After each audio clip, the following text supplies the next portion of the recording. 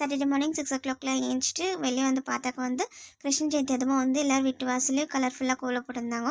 நான் மட்டும் என்னத்துக்கு தான் விடணும் அப்படின்னு சொல்லிட்டு நானும் வாசலில் தண்ணியெல்லாம் தெளிச்சிட்டு சின்னதாக ஒரு கோலம் போட்டுட்டு ஹஸ்பண்ட் வந்து கேன் வாட்டர் எடுத்துன்னு வச்சுக்கோசரம் வெளியே போயிட்டு இருந்தார். சரி எல்லோரும் வீட்டு வாசல்லையும் வந்து அப்படியே கோலம் பண்ணலாம் பார்த்துட்டு இருந்தேன். இன்றைக்கி வந்து பிரேக்ஃபாஸ்ட் வந்து சிம்பிளாக பண்ணிடலாம் அப்படின்னு சொல்லிட்டு ஆப்பிள் இருந்துச்சு, அதுக்கப்புறம் பண்ணி இருந்துருக்குது. ஸோ அதை வச்சு பிரேக்ஃபாஸ்ட் பண்ணி கொடுத்துடலாம். ஏன்னா டெய்லி கஞ்சின்னு கொடுக்கறதோடு வந்து கொஞ்சம் டிஃப்ரெண்ட்டாக ட்ரை பண்ணலாம் அப்படின்னு சொல்லிட்டு இன்றைக்கி ஆப்பிள் கட் பண்ண ஆப்பிள் வந்து மிக்ஸி ஜாரில் சேர்த்துட்டு 2 டேபிள் சுகர் சேர்த்துட்டு 2 டேட்ஸ் வந்து அதையும் சேர்த்துட்டு 1/2 கப்பு பாலை சேர்த்துட்டு நல்லா மிக்சியில் ஒரு ஓட்டிட்டு இன்னும் 1/2 கப்பு பாலை சேர்த்து நல்லா ஜூஸ் பண்ணி எடுத்துக்கினேன். பண்ணை வந்து 2ஆக கட் பண்ணிட்டு கிசன் ஜாம் இருந்துச்சு, அது வந்து பன்னில் வந்து ஸ்ப்ரெட் பண்ணி அது கொடுத்துட்டு, இதுவே வந்து நியூட்ரலா வந்து சாக்லேட் ஃப்ளேவர் இருந்துச்சுன்னா வந்து ஒரு 1 வீக் கூட இருக்காது, அந்த பாட்டில் ஃபுல்லாக காலி பண்ணிவிடுவாங்க. ஸோ அவ்வளோ டேஸ்ட்டாக இருக்கும். இந்த ஜாம் வந்து அவ்வளோ பிடிக்காது. ஸோ வந்து அப்படியே மிச்சமாக அப்படியே இருந்துச்சு.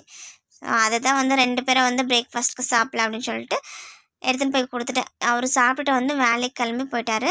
ஸோ நானும் வந்து ஃப்ரெஷ்ஷப் ஆகிட்டு இது நைட்டு வந்து வெந்தய தண்ணி ஊற வச்சுருந்தேன். ஸோ அதையும் வந்து குடிச்சிட்டேன். இந்த வீடியோ உங்களுக்கு பிடிச்சிருந்தா லைக் பண்ணுங்கள், சேனல் சப்ஸ்கிரைப் பண்ணுங்கள். பாய்.